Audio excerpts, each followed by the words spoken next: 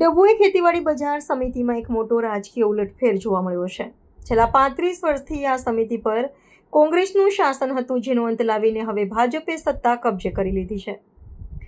સમિતિના પ્રમુખ અને ઉપપ્રમુખની વરણી બિનહરીફ કરવામાં આવી છે। સભ્યોનું સંખ્યાબળ સમિતિના કુલ 16 સભ્યોમાંથી 12 સભ્યો ભાજપના અને 4 સભ્યો કોંગ્રેસના ચૂંટાયા છે। નવા પ્રમુખ મુકુંદભાઈ કંચનભાઈ પટેલ, નવા ઉપપ્રમુખ ઉમેશભાઈ રમણભાઈ પટેલ। મોટો રાજકીય મોટો ફેરફાર। છેલ્લા 25 વર્ષથી સમિતિમાં સક્રિય રહેલા દિલીપ નાગજી પટેલનું પત્તું કમાવ્યું છે। હવે સ્વાગત અને અભિવાદન નવનિયુક્ત પ્રમુખ અને ઉપપ્રમુખની બિનહરીફ વરણી થતાં જ ભાજપના કાર્યકરોમાં ભારે ઉત્સાહ જોવા મળ્યો હતો। વડોદરા જિલ્લા ભાજપ પ્રમુખ બ્રિજે બ્રહ્મભટ્ટ, મુકેશભાઈ વસાઈવાલા, પ્રહલાદભાઈ પટેલ અને દિલીપભાઈ નાગજીભાઈ પટેલ સહિત મોટી સંખ્યામાં ઉપસ્થિત કાર્યકર્તાઓએ ફુલાર પહેરાવીને નવા હોદ્દેદારોનું ભવ્ય અભિવાદન કર્યું હતું અને શુભેચ્છાઓ પાઠવી હતી।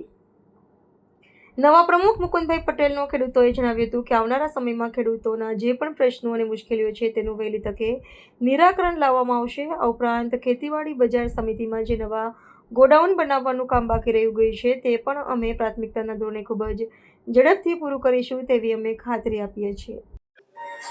આજરોજ શ્રી ખેતીવાડી ઉત્પન્ન બજાર સમિતિ ડભોઈની અધ્યક્ષની વરણી કરવામાં આવી અને ઉપાધ્યક્ષની પણ વરણી કરવામાં આવી। એમાં અધ્યક્ષ તરીકે હું મુકુંદભાઈ કંચનભાઈ પટેલ વસાઈ અને ઉપાધ્યક્ષ તરીકે ઉમેશભાઈ રમણભાઈ પટેલ મંડાળાને અમારા બોર્ડે બિનહરીફ જાહેર કર્યો છે।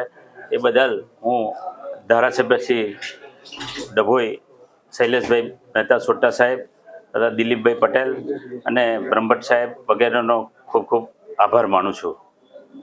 અને બજાર સમિતિનો મંત્ર છે સૌનો સાથ સૌનો વિકાસ, સૌનો વિકાસ સૌનો પ્રયાસ। આ મંત્રથી અમે સાથે રહીને આગળ વધીશું અને ધારાસભ્યશ્રીએ નેમ લીધેલી છે કે આ બજાર સમિતિને હું ડિજિટલ બનાવી આપીશ, તો અમે પણ એમની પાસે આશા રાખીએ છીએ અને એ કરશે જ અને એમની નેમ છે એ પૂરી કરશે એવી અમને ખાતરી છે। અને અગાઉ પણ એમને સિટી સર્વેનો જે કેસ કેટલા વર્ષથી પેન્ડિંગ હતો તે દિલીપભાઈના કહેવાથી એમને બધું સોલ્વ કરી અને આજે એક જ પ્રશ્ન છે એ પણ ટૂંક સમયમાં સોલ્વ થશે અને આગળની કાર્યવાહી શરૂ થશે એવી અમને વિશ્વાસ છે।